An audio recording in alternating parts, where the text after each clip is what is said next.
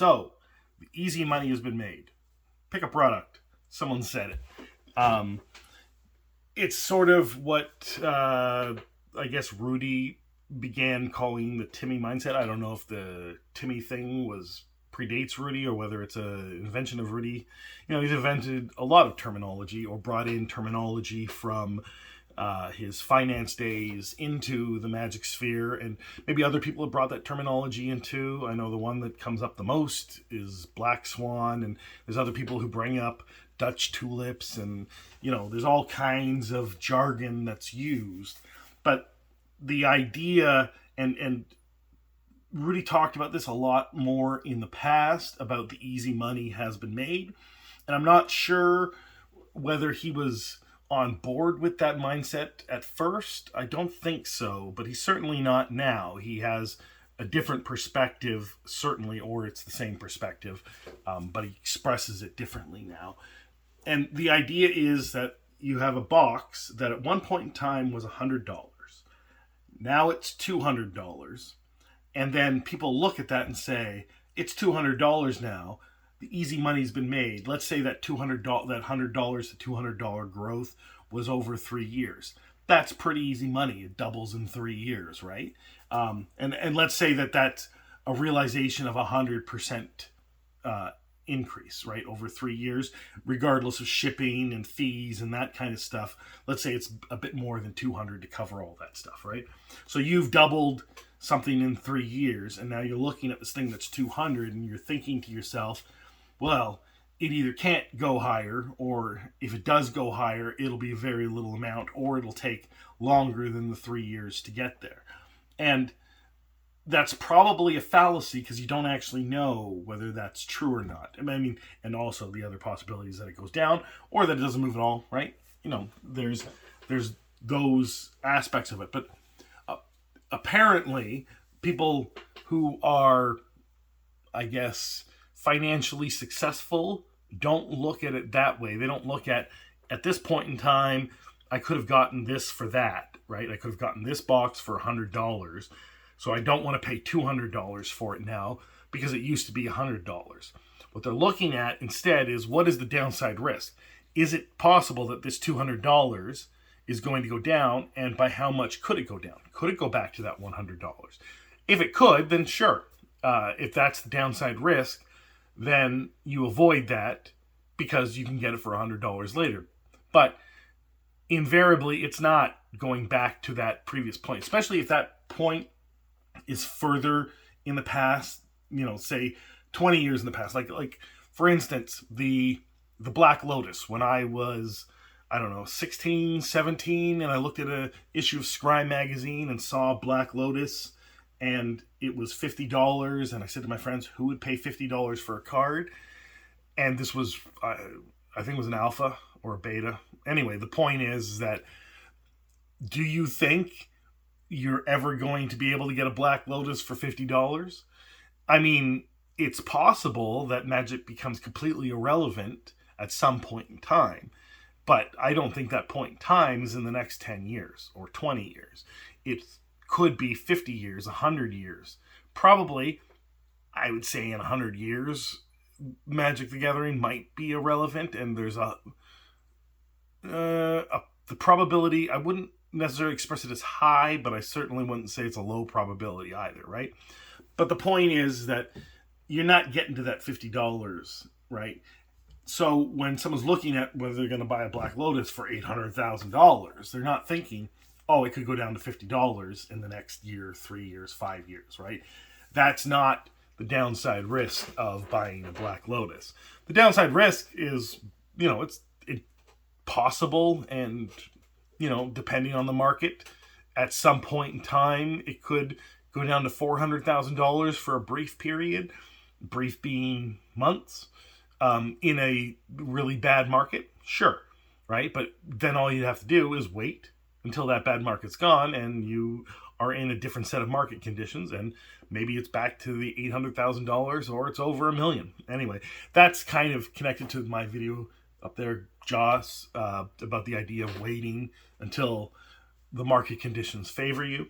So that's two things that I guess, successful money managers, financial people do, is look at downside risk as primary, upside gains as secondary, and then also market conditions and waiting for the right market conditions to make their purchase. But the idea of this easy money has been made is something that Rudy railed against, starting probably, I mean, he had brought it up a lot in the early days of his channel, but he wasn't really, he wasn't as directly against the idea until probably around Ixalan, and certainly by the time of 2020 during the collector box boom, and now especially when people are favoring new products over old products, and also his Pokemon bathroom and a lot of other experiences that he wants to express to people that this fallacy of the easy money has been made is a fallacy. That just because the box was $100 at some point in time and now it's $200, that it's the idea that it's not going to go to $400 in the same amount of time that it took to go from $100 to $200 is a fallacy, because you don't actually know that. And one of the things that people look at as part of the downside risk is a proven product or a proven value, right? So if something was $100 and now you take two things that are $100, right? One stayed at $100. One moved to $200. Well, what is the more feasible investment? The thing that never moved or the thing that did move? Because that shows that there is demand for that thing. And now demand may change and reduce because of the higher price, but it's still got its own demand, and it's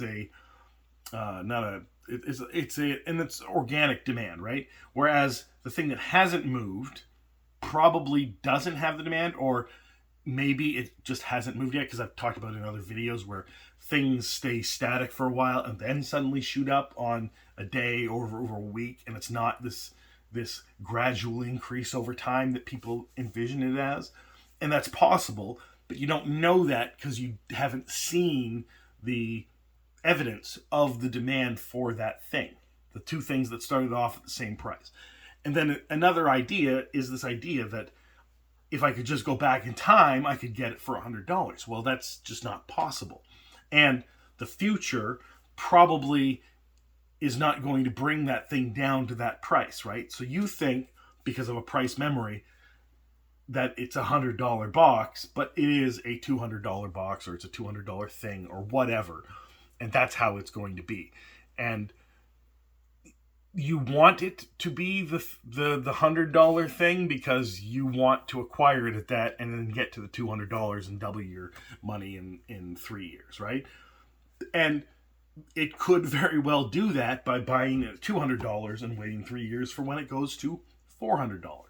But people are very adverse to that idea because they've seen growth in something and they think, well, it can't grow anymore. It's already done the growing, right? But they have this concept of time that might be erroneous.